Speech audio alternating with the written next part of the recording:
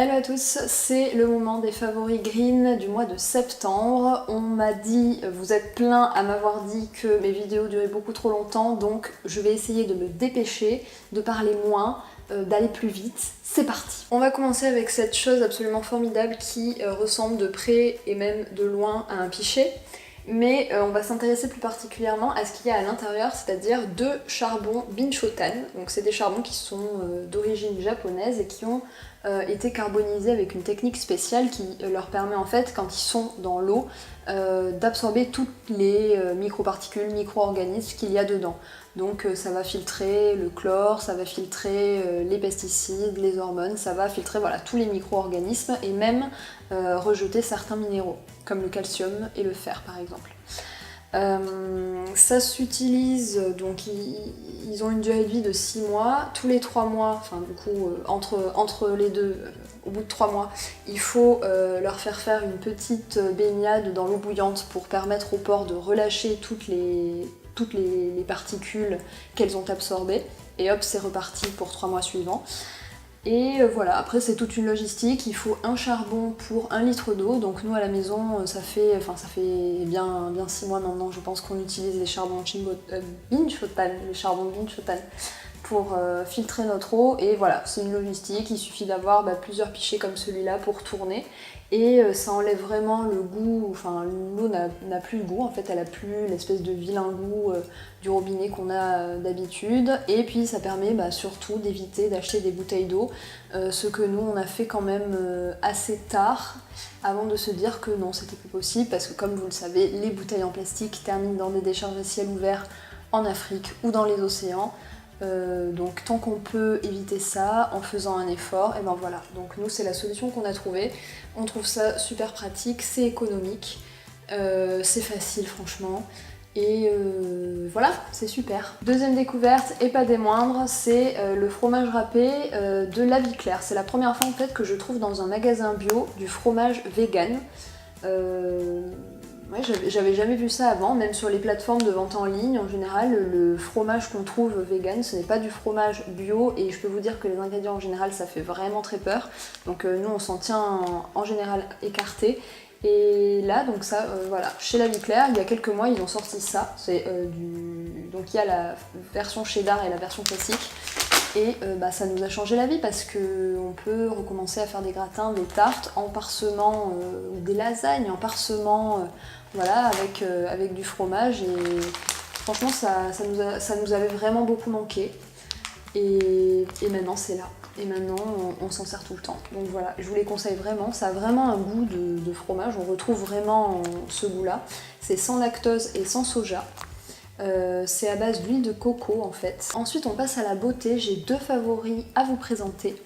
Le premier c'est le mascara waterproof de chez Avril. Donc c'est quand même pas mal, hein. À vrai dire c'est le seul mascara bio que j'ai trouvé sur le marché qui prétend être waterproof. Donc je me suis jetée dessus parce que vous n'êtes pas sans savoir que d'ici quelques mois on part à l'étranger, on part en Thaïlande, donc c'est-à-dire qu'on part voilà, sous les cocotiers, sous l'eau la plupart du temps.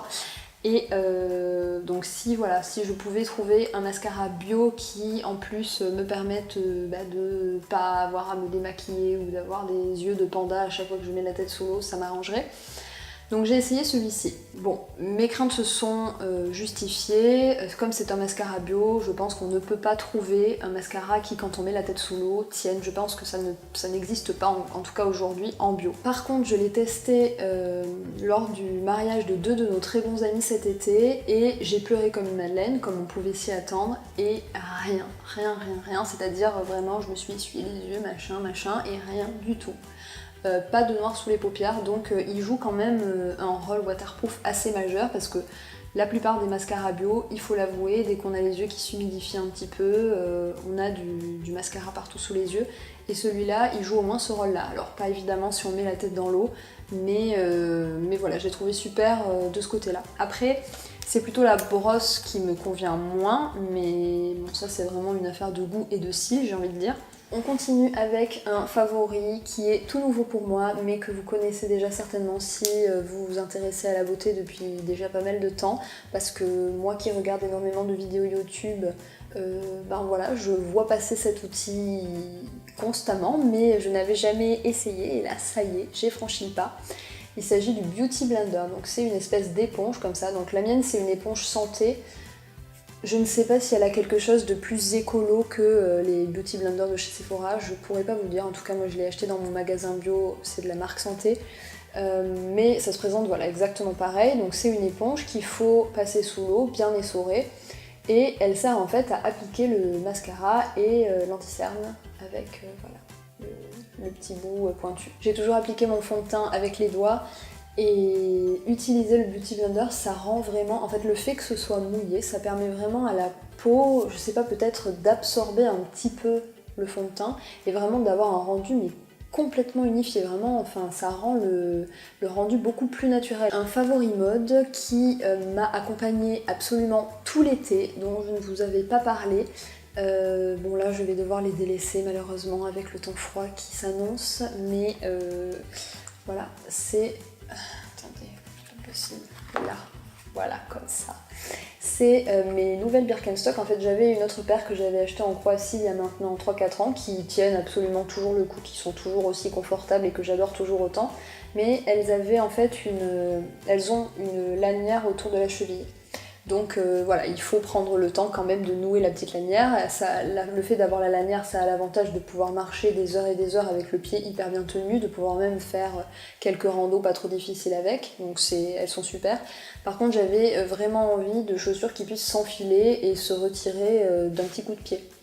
Et je me suis redirigée à nouveau vers les Birkenstock parce que c'est vraiment les chaussures les plus confortables du monde. Là encore, elles le démontrent. Et en fait, j'ai découvert que Birkenstock avait une petite catégorie vegan, donc avec des chaussures en microfibre. C'est pas du cuir, c'est de la microfibre.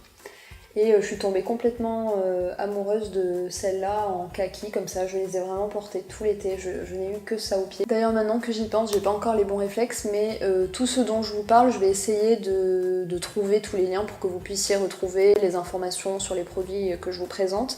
Et le fait de parler des chaussures que j'ai portées tout l'été, ça me fait aussi penser à notre voyage en Suisse qu'on a fait en septembre, début septembre.